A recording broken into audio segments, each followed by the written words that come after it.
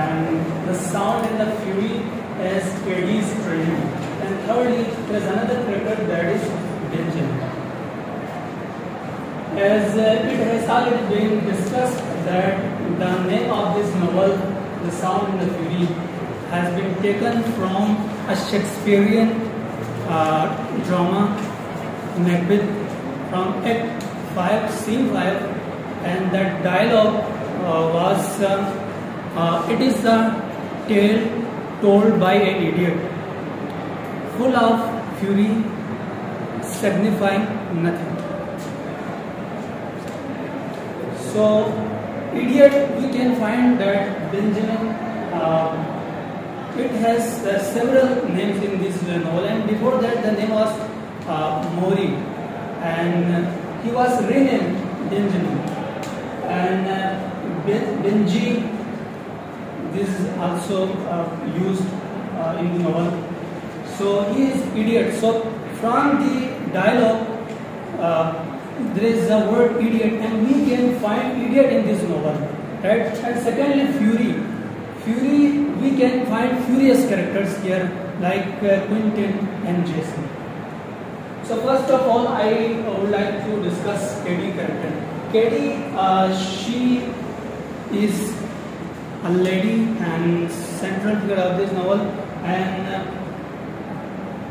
basically this novel is about a southern aristocratic post-William family. Post-William word I have used here. Post-William means after Civil War, American Civil War, right? So there was a family, and their decline has been discussed and shown in this novel. And Mr. Kenson and Mrs. Kenson, right? These are a couple basically. So their ancestors were very distinguished, very respectable. Means they were generals and they were governors and wealthy people, right? They used to their families' trees in their ancestors. Now this family is moving towards decline, and we can find the movement towards decline in all these characters. KD is one of the 4 children of Mr. Kenson and Mrs. Kenson. KD is very brave. She is a brave lady, and she is affectionate. She is loving as well. And at the beginning of the novel, her muddy underwear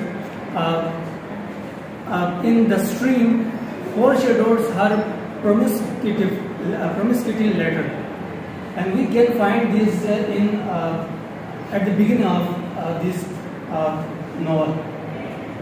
Remember one thing, that this novel has 4 sections, and we have no view, we have no direct view of KD.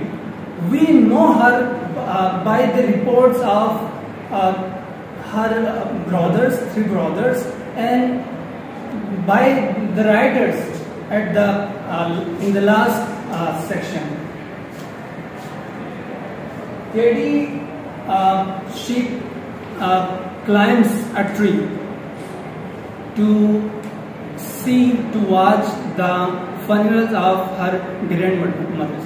This shows that she is not concerned with appearance, but also she seeks for truth and reality of any situation.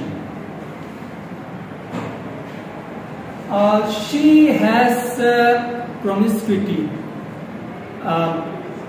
We can say from from the beginning, and even born promiscuous character. She is promiscuous character. Yes.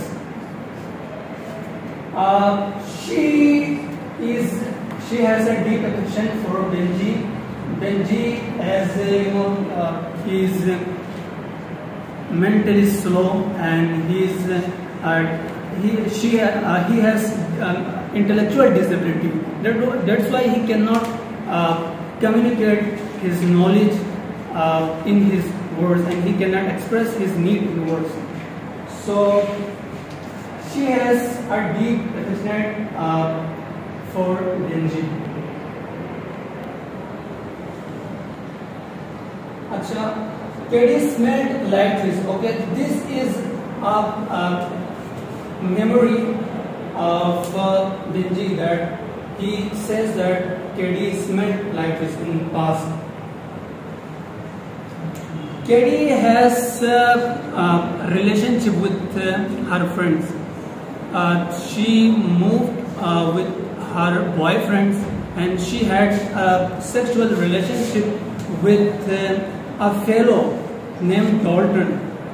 And later on, just to hide the fact of pregnancy, she hesitantly marries a man named Herbert Head. Her promiscuity. Now we discuss about this. She grows up, and her love of independence develops into an attitude of irresponsibility, and that's why she has a physical relationship with Dalton. Faulkner's own attitude towards her. Faulkner, he says that she is the sister of imagination and daughter of mind, and for him she is the beautiful one, and sometimes he calls her my heart's darling. So this is the real attitude of Faulkner towards her. No actual incest basically the physical relationship between two members of the same family. And in this novel, there is the concept of incest between Caddy and her brother Quentin, right? Now we have to see that it is true or not that a brother Quentin has a relationship with her or not. But later on, if we read all this and we just analyze all these things, we come to know that it was a dream. It was not real. And Quentin, he wants the world to believe in this act that he has committed incest with Caddy. But reality is not that. It's just, you can say, it was his attitude, it was his behavior that he was trying to show that he has some relation. But when he discussed this thing that I had a relationship with, and that is known as incest with Mr. Kempson, he doesn't believe in that. He says virginity, it's a man-created concept, and there is no reality of virginity. It's just man-created. The tragic fate of a family. Okay. Is Caddy a tragic heroine or not? There is a debate between critics. Some critics referred Caddy as a tragic heroine, and some critics said of Quentin that he is a tragic hero. But this is not true. Why? Because we cannot find the characteristics which we have discussed in our classical texts, and all these characteristics we cannot find in these characters. For example, noble birth, it's a characteristic. A tragic hero should be from noble birth. Noble birth, it doesn't just from an elite family. Also, it should not be criminal by born. But here we can see that Caddy is promiscuous character, born promiscuous character, and Benji is born idiot. On the other hand, Quentin is a born villain, and Mr. Jason, he keeps idealizing things, and these are just we can say a negativity in this character, that he keeps idealizing. Sometimes he idealizes K.D. Hudson. And secondly, the emphasis, the focus is on Mr. Kempson family as a whole. It doesn't focus on a certain character. Neither K.D. nor Quentin hold the stage for all the time. They cannot hold the stage all the time. They just appears and reappears. So this keeps happening. And thirdly, her promiscuity. Even she had relationship with her fellow, but she doesn't regret. Even when she has a child, and that child is taken to Jefferson by Mr. Kempson, and she keeps sending money monthly. She keeps sending a check, and that is also misused by Jason. And that money she just earn as a whole. And this is you can say a major drawbacks of this character, that the whole life for even 15 years she earns as a whole, and she keeps sending that money to Mr. Kempson house. And one thing that K.D. was not informed about the death of Mr. Kempson. She read a newspaper, and in newspaper she reads about the death of Mr. Kempson, and he goes there, and there she requests Mr. Jason that please keep my daughter Miss Quentin happy if you can. Try your best to keep her happy.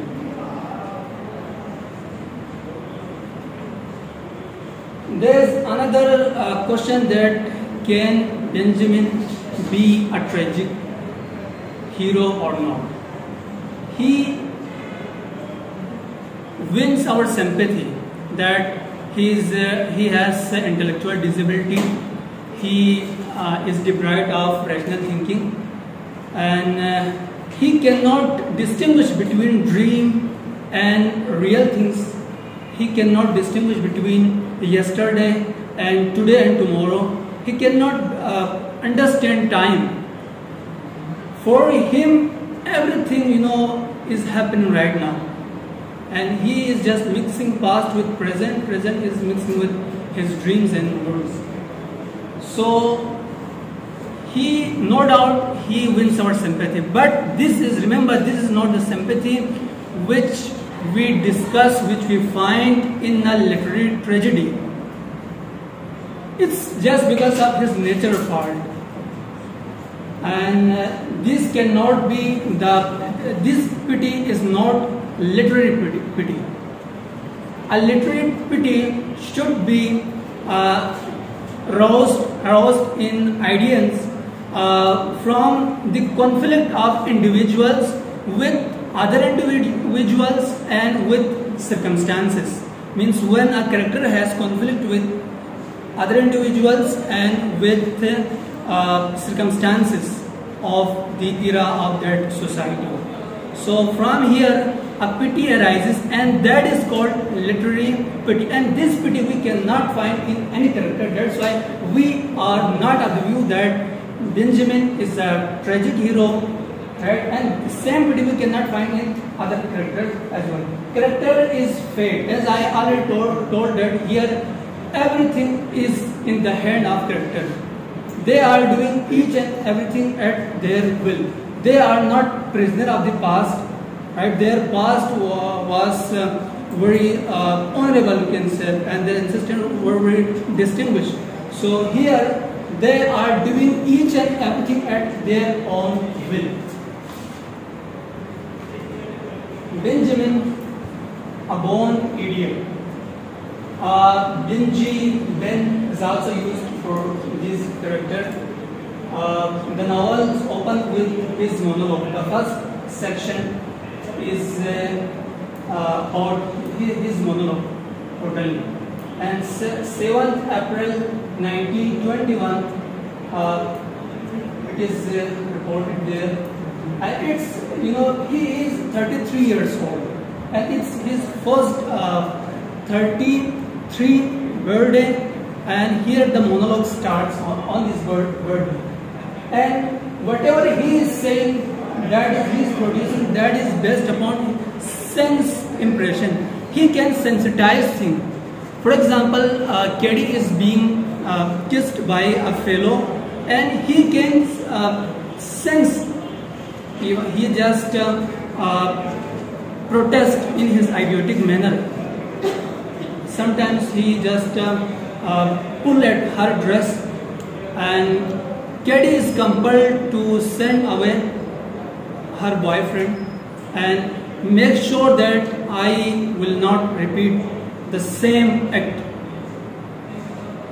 And he can sensitize, he can sense in each and everything. Even Mr. Quentin, he commits suicide at Howard. Thousands of miles away, he can sense this. His committing suicide, he can sense.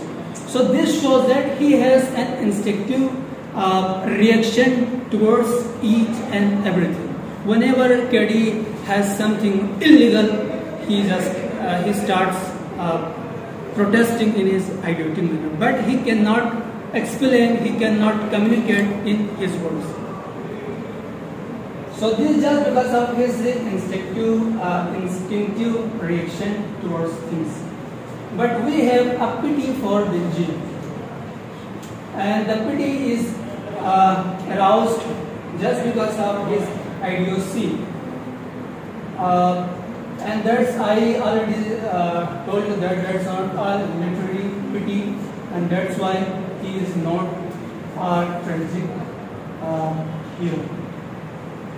And there are two other characters, although they are not part of this presentation, but Quentin, he is a villain, and when Caddy has a relationship with her boyfriend, he keeps scolding them, and he just injects a sense of guilt in her, but she doesn't regret.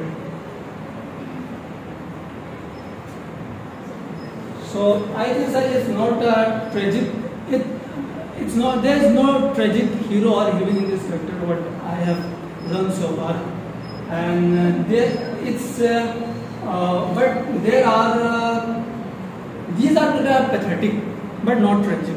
So its conclusion that all these characters are pathetic but not tragic, because we cannot find all the characteristics, and just because of their disadvantages, we are not in favor of calling these characters tragic. There is no